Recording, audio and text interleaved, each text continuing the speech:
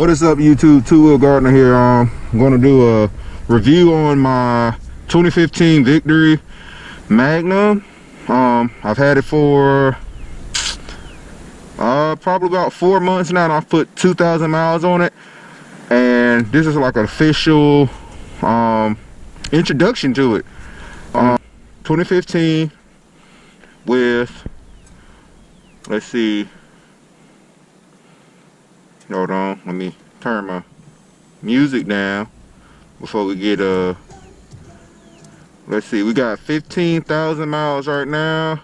We're right below 2,000 miles, so this is my 2,000 mile review on my very first cruiser I've ever had. I've ridden Harleys and all that good stuff. I didn't want a Harley because everybody fucking got them, so I decided to go with Victory.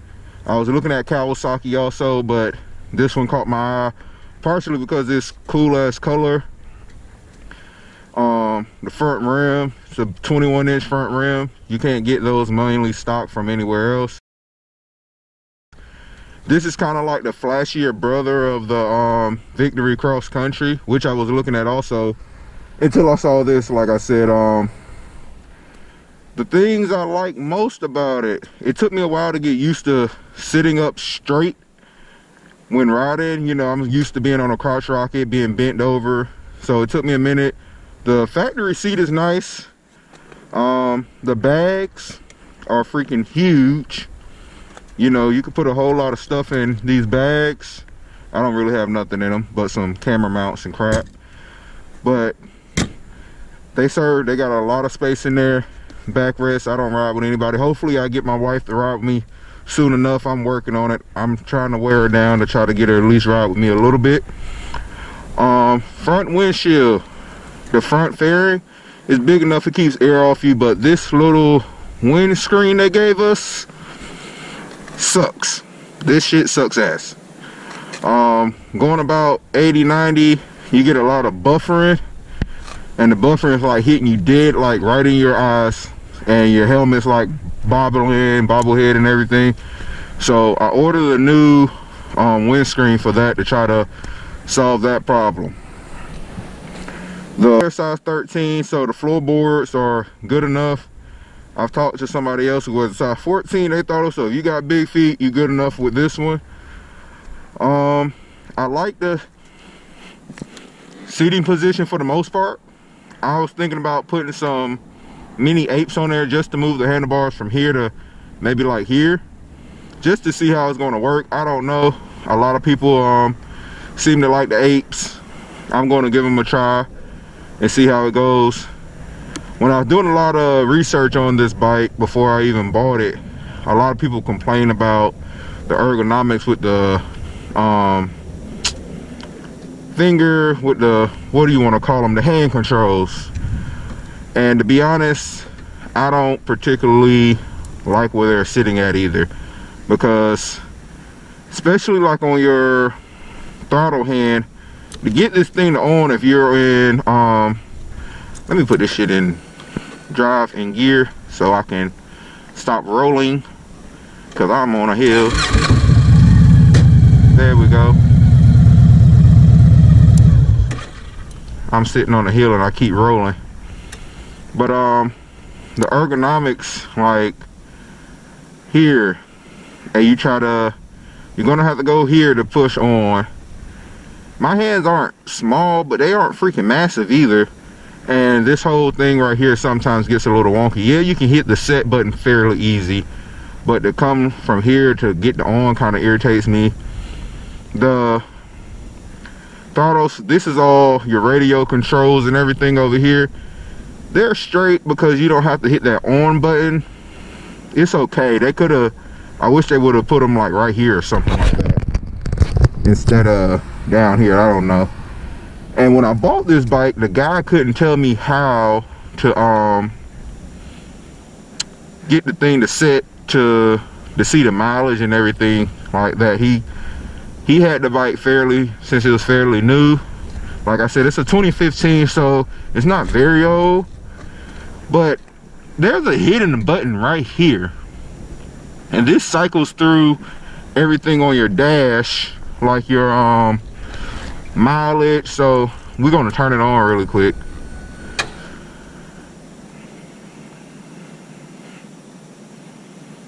Let's make sure. So your dash right here, we got 15,000 miles right now. And so this button over here behind, between the clutch and the handlebar, is a little button, and that cycles through like your mileage on your trip mileage, then your miles per gallon, your miles per hour per average, and then you have a range also on there for like until you about to reach E. So it took me some time to figure that out. It was hidden back there.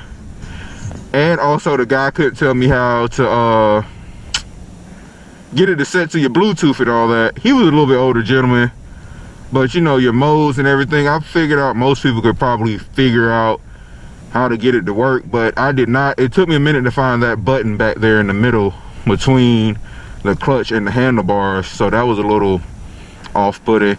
I do like the gauges at night. They light up blue.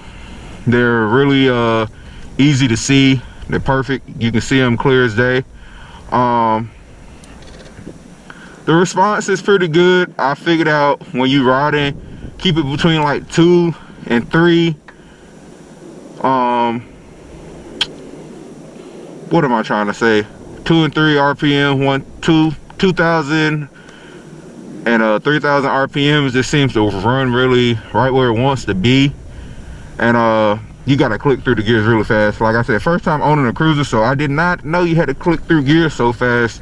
So most of the time through town, I'm riding in between 3rd gear. I'm riding in 3rd or 4th gear most of the time. It does have 6 gears. Highway, you know, you on 6th gear and you just cruising, pop your feet up. And that's another upside to the cruisers, you know. You can ride with your feet up, chill, and everything like that. I ride it fairly hard, probably for a cruiser. I'm guessing most cruiser guys probably don't ride it as hard as I've ridden it in some of the videos that I've posted around. Front headlight is freaking awesome at night. They're LEDs. The headlight is great. I put on, you know, ride with your high beams on so everybody sees you, man. That's what I always do. That's what all my guys, you know, all the people I ride with your high beams on. If you blind them, oh well, you're coming up behind them, they'll see you clear as day. We do have some body lights on here also. They're red. But for the most part, I like the Victory. You know, I'll go around, you know, a bunch of Harleys and stuff like that. I get a lot of people come ask me about it and talk to me about it. The only thing, I'm not gonna change much to it. I like it the way it sits. I thought about getting one of those razor trunks to put on the back here and have a little bit more space. When I can figure it out how to do it and everything like that, I might add that.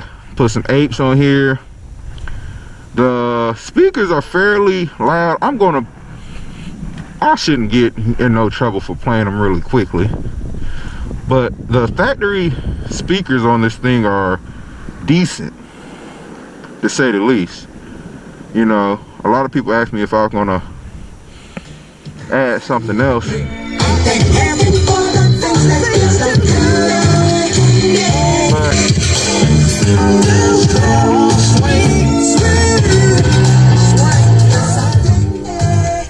The factory speakers are decent. Most people thought, you know, sometimes I'll pull up in there riding at 80, 90, you can still hear your music decently. So I don't, you know, around town it's perfectly, you don't need nothing much louder than what comes factory in these.